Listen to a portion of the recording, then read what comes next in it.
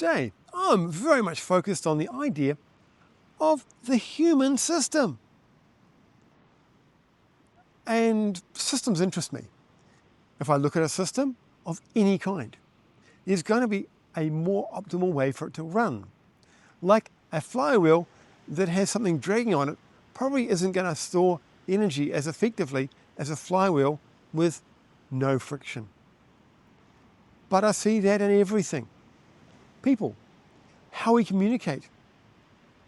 If you think about how our brains work, we can have lots of ideas really fast being evaluated and a lot being tossed out, and that's fine.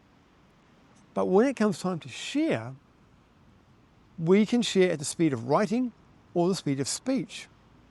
That is a much narrower channel. It means that coming up with a really good idea and conveying it is going to be difficult.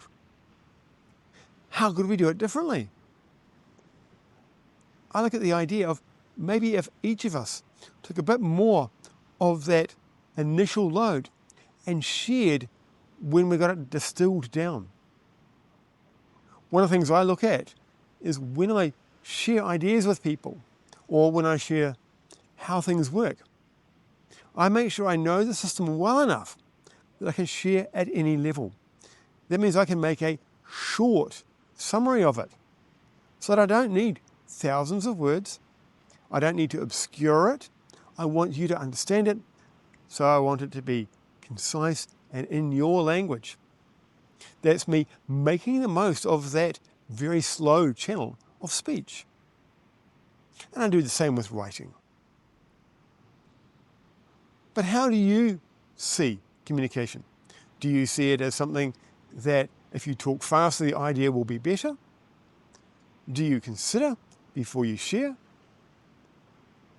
Do you like the idea of collaboratively constructing? They all work.